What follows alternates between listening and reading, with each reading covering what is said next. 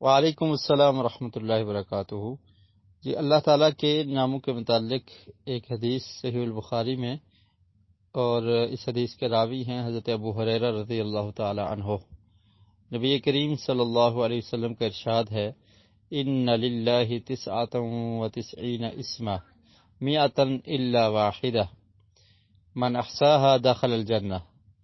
کہ بے شک اللہ تعالیٰ کے 99 نام ہیں، 100 سے ایک کم، اور جو ان کو یاد کر لیتا ہے وہ جنت میں داخل ہوگا۔ احصاها کے الفاظ ہیں، اور احصا کا معنی ہوتا ہے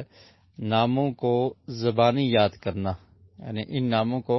زبانی یاد کر لینا، اور ان ناموں کے معنی اور مفہوم کو جاننا، اور جو ان ناموں کا تقاضا ہے اس کے مطابق عمل کرنا۔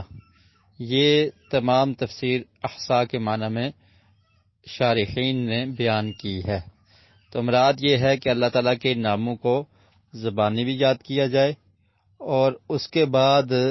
جو ان کا معنی اور مفہوم ہے ان کو سمجھا جائے، اور پھر ان ناموں کے ذریعے اللہ تعالیٰ سے دعا کی جائے، ناموں کا وسیلہ پکڑ کر اللہ سے دعا کی جائے، جیسا کہ قرآن مجید میں اللہ تعالیٰ نے ارشاد فرمایا، وَلِلَّهِ الْأَسْمَاءُ الْحُسْنَى فَادْعُوهُ بِهَا، کہ اللہ تعالیٰ کے پیارے پیارے نام ہیں، ان ناموں کے وسیلے سے اللہ سے مانگو، دعا کرو۔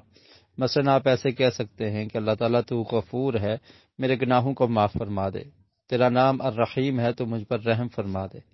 تو اس طرح اللہ تعالیٰ کے ناموں کے ذریعے اللہ سے دعا کی جائے، اور پھر ناموں کو سمجھنا اور اس کے تقاضے پر عمل کرنے سے مراد یہ بھی ہے کہ اللہ تعالیٰ کے جو نام ہیں، مثلا اللہ کا نام ہے السمیع، سننے والا، تو انسان اپنی زبان کو کنٹرول میں رکھے اور یہ سمجھے کہ جو لفظ بھی میں اپنی زبان سے نکالوں گا وہ رب العالمین ان الفاظ کو اور میری کلام کو سنتا ہے، اور اگر ایسے الفاظ ادا ہوئے جس سے اللہ تعالیٰ کی ناراضگی ہو جائے تو اللہ تعالیٰ کی گرفت بڑی سخت ہے۔ اور ایسے ہی اللہ کا نام ہے الرقیب، کہ اللہ تعالیٰ نگہبان ہے،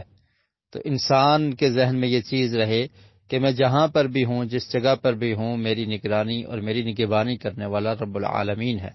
تو اپنے اعضاء کو، اپنے جسم کو اور اپنے اعمال کو اللہ تعالیٰ کی مطیع اور فرمانبردار بنا دے۔ تو یہ مطلب ہے کہ ناموں کو زبانی بھی یاد کیا جائے، ان کے معنی اور مفہوم کو سمجھا جائے، ان ناموں کا جو تقاضا ہے اس کے مطابق عمل کیا جائے، تو اس شخص کے لیے یہ بشارت ہے کہ دخل الجنہ، وہ شخص جنت میں داخل ہوگا۔